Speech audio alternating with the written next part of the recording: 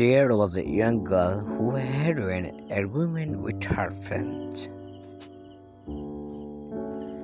She wanted to go to a party with her friends, but her friends, who were very protective of her, would not allow her to go. The girl stormed up to her bedroom and slammed the door behind her. Do not enter. Later that evening, she decided to sneak out of the house and go to the party without her friend's knowledge. The girl got dressed and slipped out her bedroom window and walked quickly to her friend's house. At the party, the girl met a guy who was a few years older than her. They talked for a while and she found him very attractive. He made her laugh. The guy was drinking heavily and before long he asked her if she would like to go to another party nearby. She heavily accepted. As they left the party and walked out of the bar, the guy stumbled.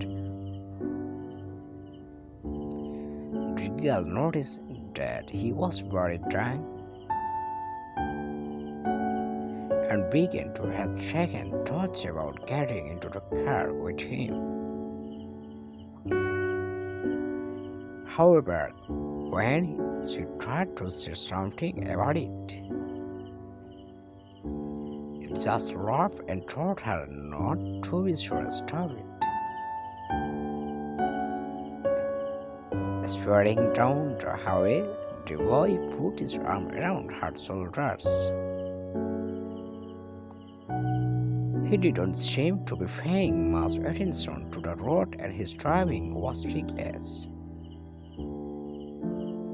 She asked him to slow down, but he ignored her.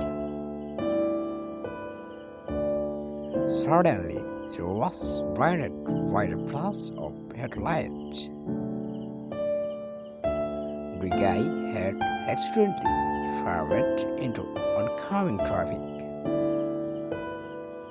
She barely had a chance to scream before they crashed headlong into another car.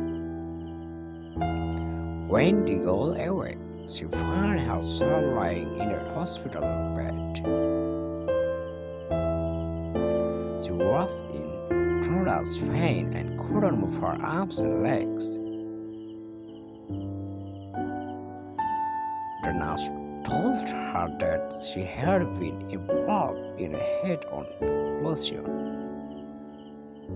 The girl asked if the guy who was driving the car had been seriously injured. The nurse told her that he had been killed on impact. When the girl asked about the occupants of the car, the nurse said that they had also died in the accident. The young girl began crying. Her body was racked by pain and her soul was torn by guilt. She knew that death was near. Grasping the nurse by the hand, she begged the woman to give a message to her friends. Just tell them I'm sorry, whispered the girl. I'm sorry for having disobeyed them and tell them I love them very much. Can you make sure you give them that message? The nurse didn't reply. She just bowed her head and held the girl's hand. Within minutes, the girl was dead. A doctor who had been nearby came over and asked the nurse why she hadn't responded to the girl's final wish. I didn't know what to say, said the nurse. I didn't want to tell her that the two people who died in the radar car were her friends,